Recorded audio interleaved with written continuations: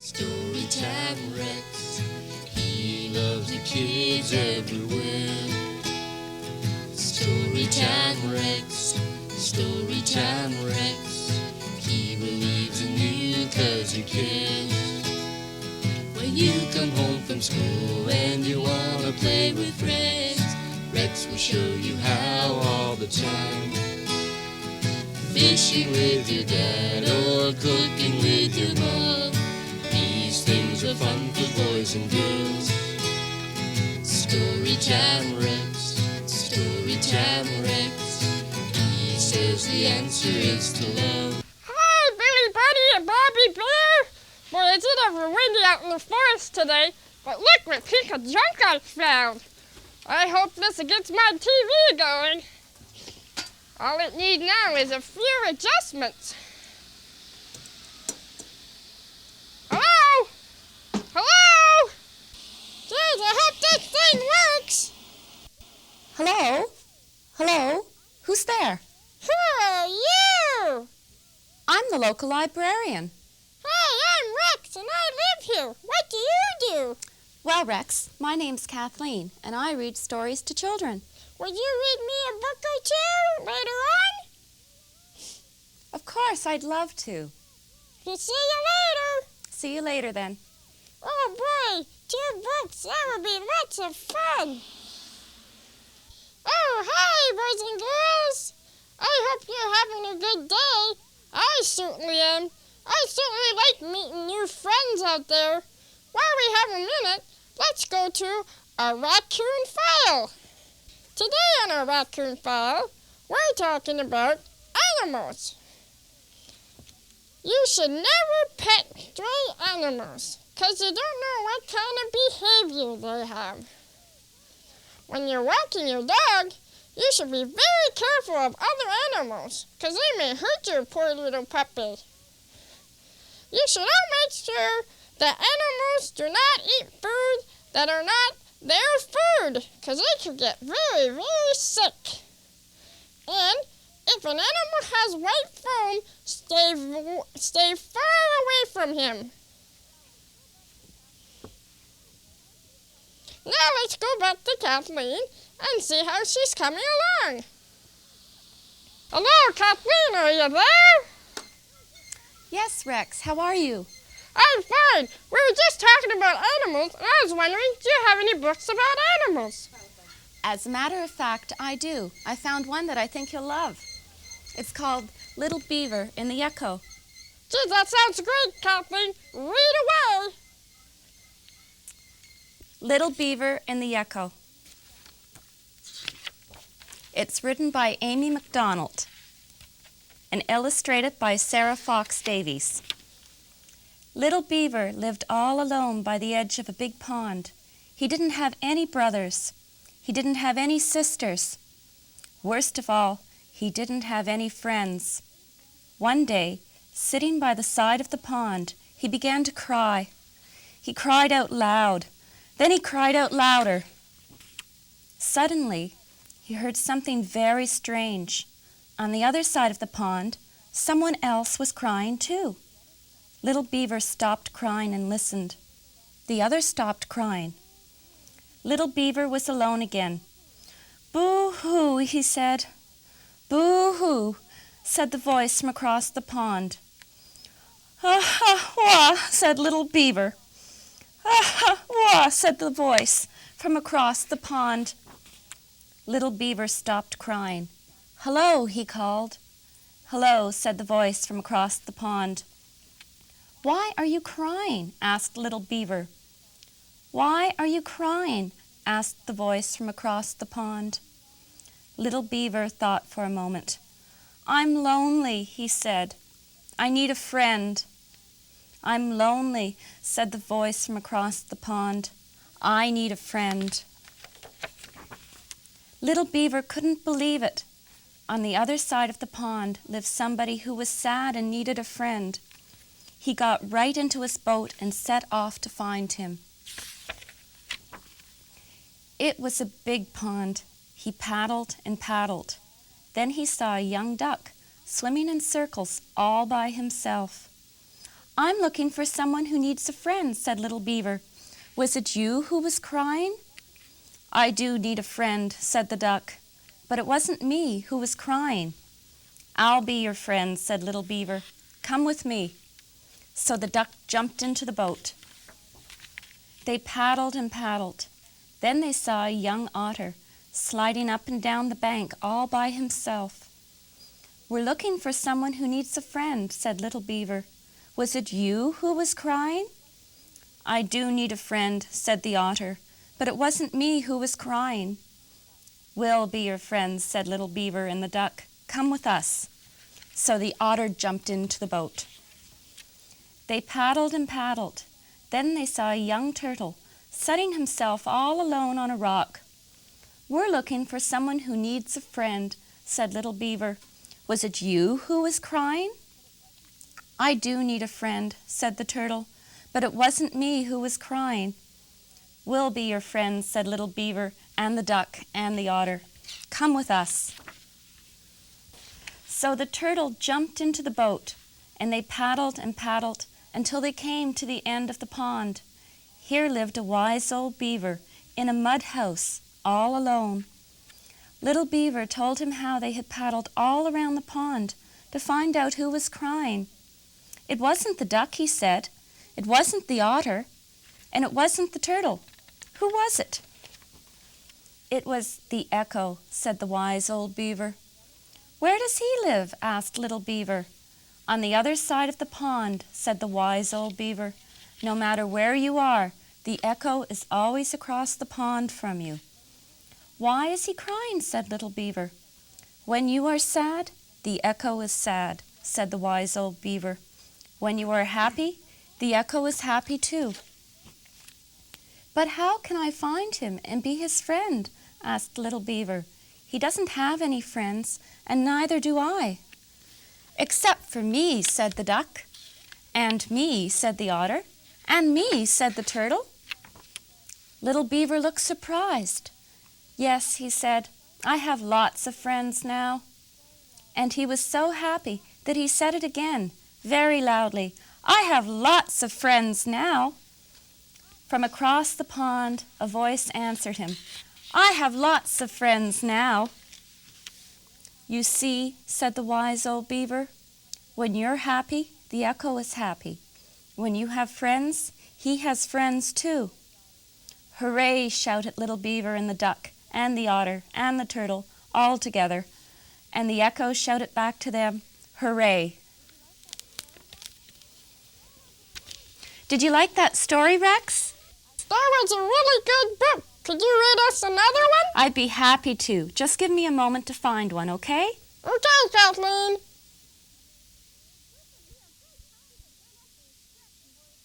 This would be a good time to get up and stretch, boys and girls, before the next book comes on. So come on, get up. Hey, Melissa, I said get up. Stretch those arms over your head. Now stretch them in front of you and bend over and stretch them to the side. And move your body this way and this way. Just pretend like you're bowing. You're a prince or a princess. It's good to stretch because if you're sitting down for a long time, you might get stiff, and it's good to get the blood flowing. Let's go. Since we're stretching, boys and girls, I want to tell you a joke. How do you stop a barking dog in the back seat of a car? You put him in the front seat. Gotta be careful, I might hurt myself from laughing too hard. Okay, everybody can sit down now. That's enough stretching. Okay, boys and girls, I think it's time for another story. Let's go see if Kathleen's ready.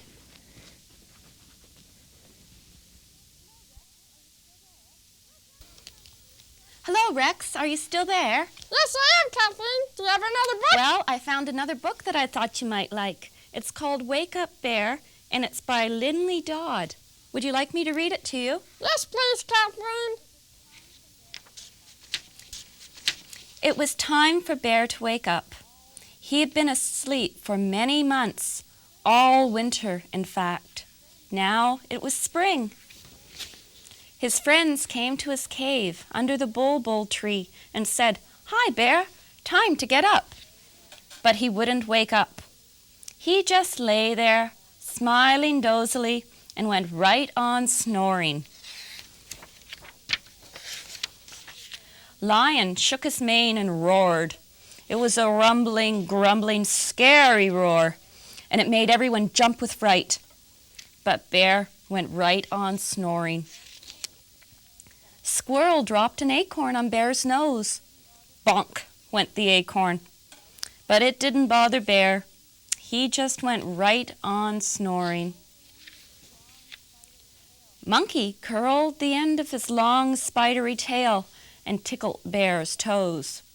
Bear twitched a little, here and there, but he still went right on snoring. Parrot brought her family, uncles, grandmothers, and all. They sat in the bulbul tree and squawked and screeched until their throats were sore and their beaks were stiff. The noise was awful, but Bear went right on snoring. Elephant went down to the river and filled her trunk with water. She whooshed it at Bear. Splat! Bear was soaking wet, and drips dropped off the end of his nose, but he still went right on snoring.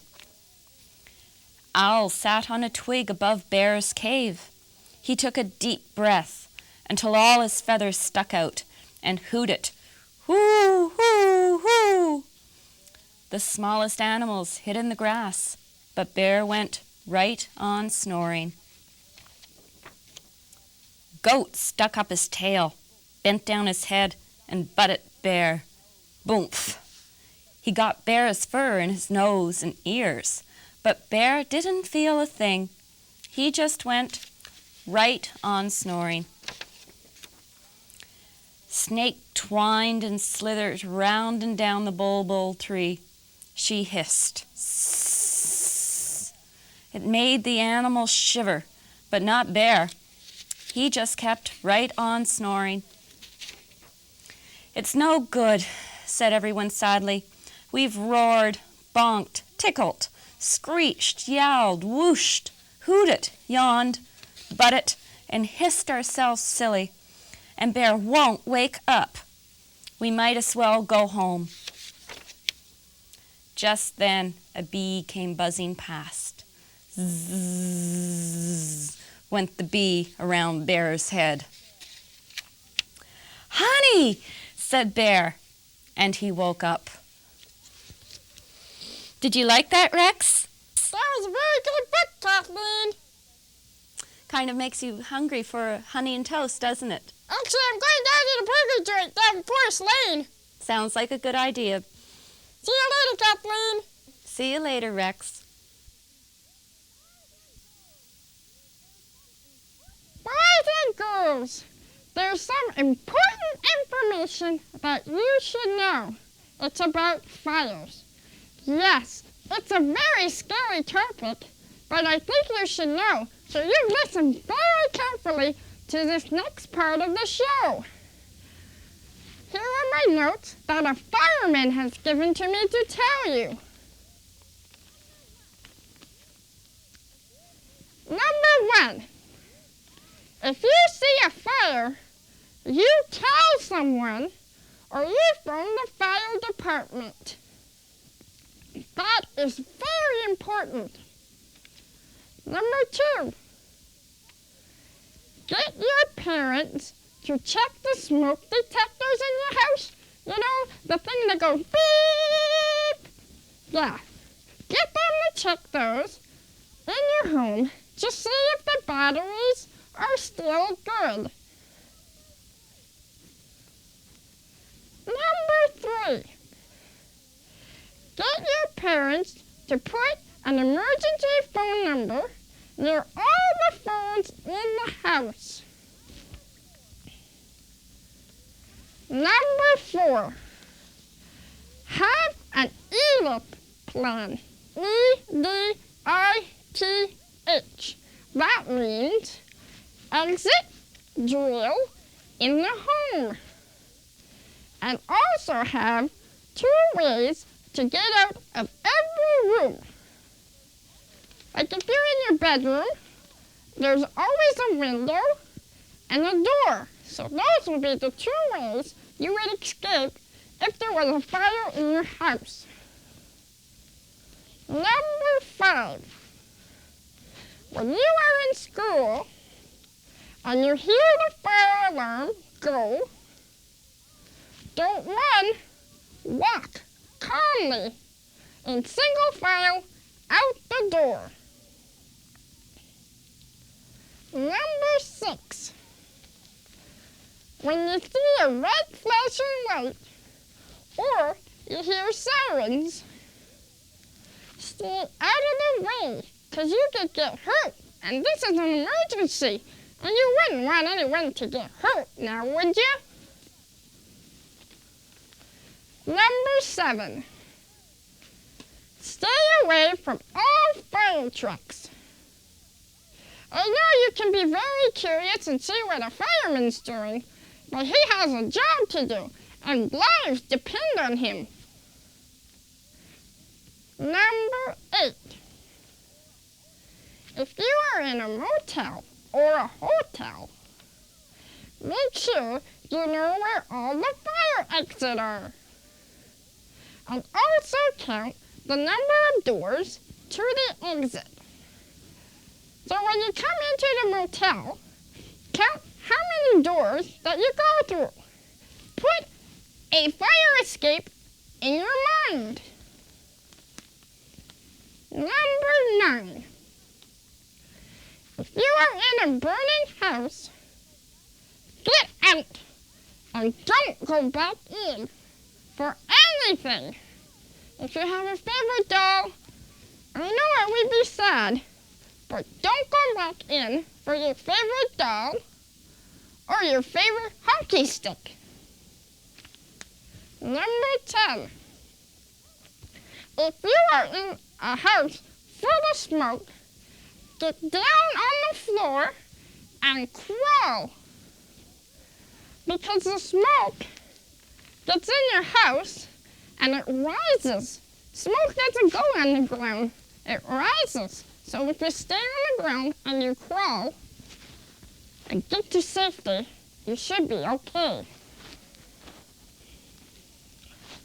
Number 11, don't be scared of firefighters that are in masks. See, when they put their mask on, this is how it helps them to breathe. So when they're in a house full of smoke and they have this mask on, they can help you without choking. Number 12, if you are in a burning house, don't hide under a bed or a closet, because that would make you be trapped. You gotta get to an area where you can call them for help. And number 13, if you or anyone you know is on fire, stop, and then drop, and then cover your face and roll. This way it helps the fire to get out of your clothing, and you don't burn yourself. And these very, very important fire tips should be understood by all boys and girls and practice, so you can grow up and be what you want to be. So I hope you listen, boys and girls. Now that you learned everything you know about keeping away from fires, let's go see if Kathleen's ready for another book. Hi, Kathleen. Are you ready for another book? Hi there, Rex. I'm just about to read another book. It's called Badger's Parting Gifts, and it's written by Susan Varley. Badger was dependable, reliable, and always ready to lend a helping paw. He was also very old, and he knew almost everything. Badger was so old that he knew he must soon die. Badger wasn't afraid of death. Dying meant only that he would leave his body behind, and, as his body didn't work as well as it had in days gone by, Badger wasn't too concerned about that. His only worry was how his friends would feel when he was gone. Hoping to prepare them, Badger had told them that someday soon he would be going down the long tunnel, and he hoped they wouldn't be too sad when it happened.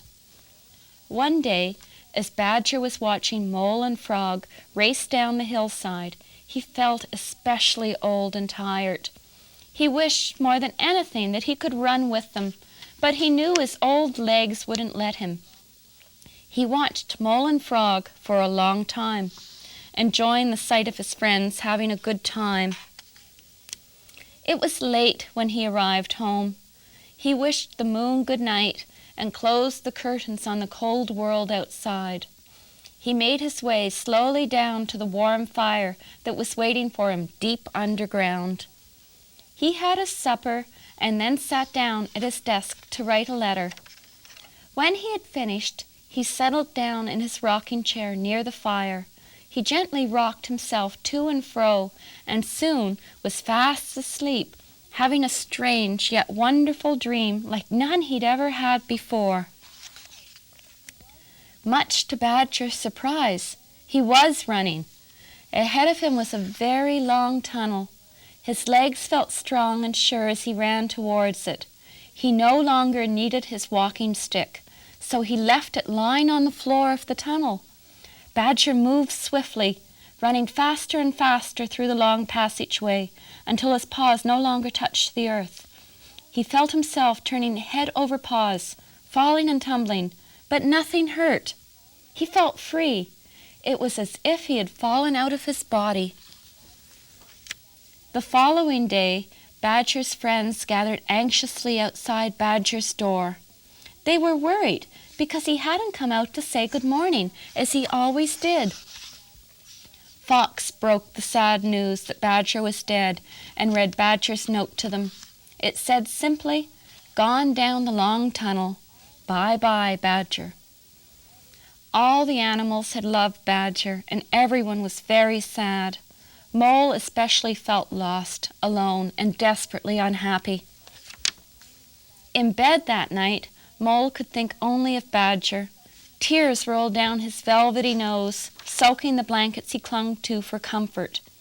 Outside, it began to snow. Winter had begun, and soon a thick layer of snow hid the animals' homes, where they would stay snug and warm during the cold months. The snow covered the countryside, but it didn't conceal the sadness that Badger's friends felt. Badger had always been there when anyone needed him. The animals all wondered what they would do now that he was gone. Badger had told them not to be unhappy, but it was hard not to be. As spring drew near, the animals often visited each other and talked about the days when Badger was alive. Mole was good at using scissors, and he told about the time Badger had taught him how to cut out a chain of moles from a piece of folded paper. Paper moles had littered the ground that day. Mole remembered the joy he felt when he had finally succeeded in making a complete chain of moles with all the paws joined. Frog was an excellent skater. He recalled how Badger had helped him take his first slippery steps on the ice. Badger had gently guided him across the ice until he had gained enough confidence to glide out on his own. Fox remembered how, when he was a young cub, he could never knot his tie properly until Badger showed him how. Starting with the wide end of the tie, it's right over left, once around to the back, up, then down through the crossover, and, holding the back of the tie, push the knot up to the neck. Fox could now tie every knot ever invented, and some he'd made up himself. And of course, his own necktie was always perfectly knotted. Badger had given Mrs. Rabbit his special recipe for gingerbread and had shown her how to bake gingerbread rabbits. Mrs. Rabbit was well known throughout the countryside for her excellent cooking. As she talked about her first cooking lesson with Badger, so long ago, she could almost smell the wonderful fragrance of gingerbread from the oven. Each of the animals had a special memory of Badger, something he had taught them that they could do now extremely well. He had given them each a parting gift to treasure always. Using these gifts, they would be able to help each other. As the last of the snow melted, so did the animals' sadness. Wherever Badger's name was mentioned, someone remembered another story that made them all smile. One warm spring day, as Mole was walking on the hillside where he'd last seen Badger, he wanted to thank his friend for his parting gift. "Thank you, Badger," he said softly, believing that Badger would hear him. And, somehow, Badger did. Thank you very much, Kathleen. Those were really good books. But we have to go now, so I'll see you next time. Storytime Rex, Storytime Rex. He loves the kids everywhere. Storytime Rex, Storytime Rex. He believes in you 'cause he cares. When you come home from school and you wanna play with friends, Rex will show you how all the time. Fishing with your dad or cooking with your mom, these things are fun for boys and girls. Storytime Rex, Storytime Rex. He says the answer is to love. Storytime Rex, Storytime Rex.